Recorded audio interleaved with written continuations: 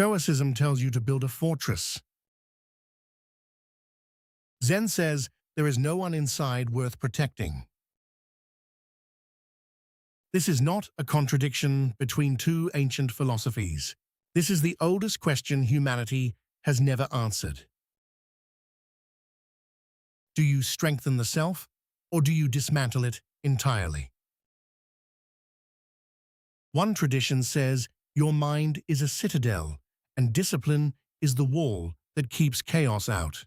The other says the citadel itself is the problem, and the walls you build are the bars of your own cage. We spend our lives choosing between these two paths, often without knowing we're choosing at all. In 2026, Stoicism has become the philosophy of survival. Cold plunges, morning routines, journaling practices, we armor ourselves against a world that never stops demanding. The notifications, the comparisons, the constant hum of inadequacy. Stoicism offers a solution. Control what you can, accept what you cannot, fortify your mind. It has saved people from despair. But something strange happens when everyone builds a fortress. The world becomes a landscape of isolated towers, each person alone, inside their defenses.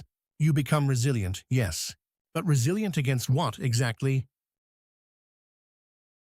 Against life itself? The Stoics had enemies: exile, plague, tyranny.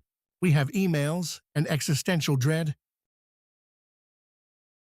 And so we apply ancient wisdom to modern wounds, building walls against threats that may not require walls at all.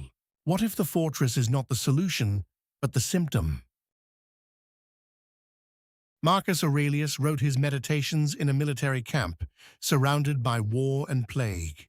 His philosophy was born from necessity. To him, the self was a garden under siege, requiring constant vigilance.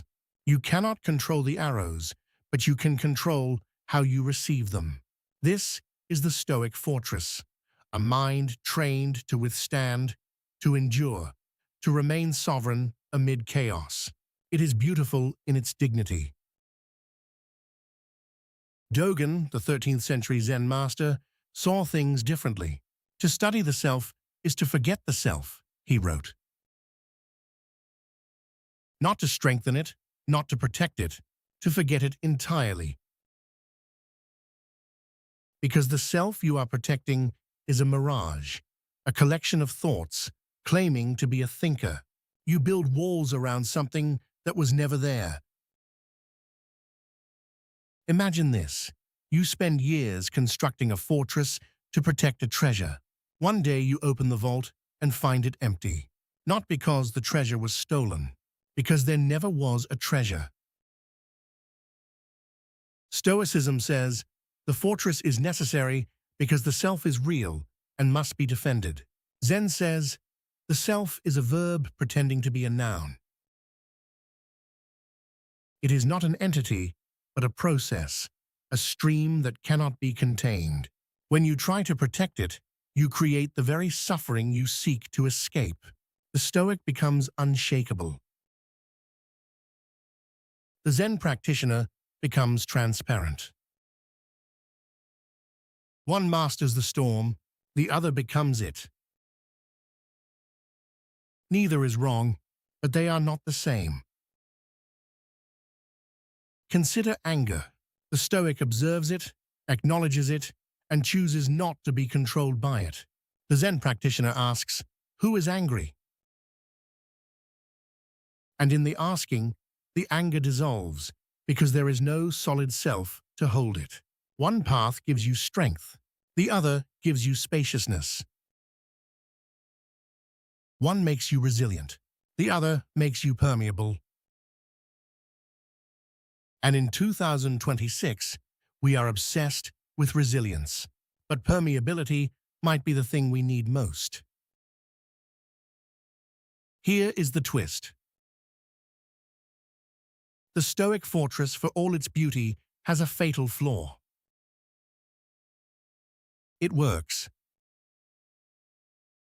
It works so well that you begin to live inside it permanently. You become so good at not being hurt that you stop feeling anything at all. The walls that once protected you now seal you in. You are safe, yes, but you are also alone.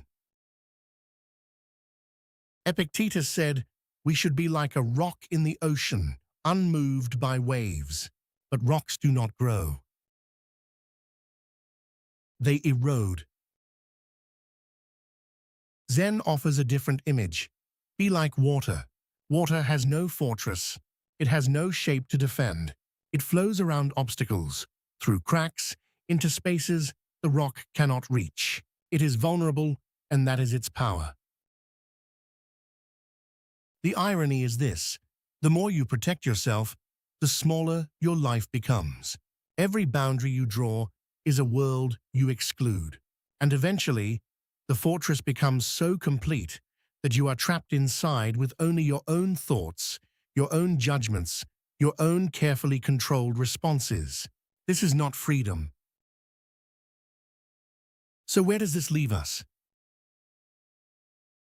Not with an answer, but with a choice that must be made again and again. There are moments when you need the fortress. When the world is too much, when your mind is under siege, Stoicism is the rope that pulls you from the water. Build your walls, practice your discipline, survive. But do not live there forever. Because there are also moments when the fortress must come down, when you must step into the open air and remember that you are not separate from the world, not a defended island, but a brief expression of everything that is. The Zen practitioner sits in meditation and discovers that the one being attacked does not exist, not as nihilism, but as liberation. When there is no self to protect, there is nothing to lose. And when there is nothing to lose, you can finally move freely. Marcus Aurelius died in his fortress, at peace, sovereign to the end. Dogen died laughing at a joke about emptiness. Both deaths were complete. The question is not which philosophy is correct. The question is, what are you defending and why? If your fortress has become a prison, you can leave. If your permeability has left you shapeless, you can build again. The Gateless Gate has always been open. You are the one who decides whether to walk through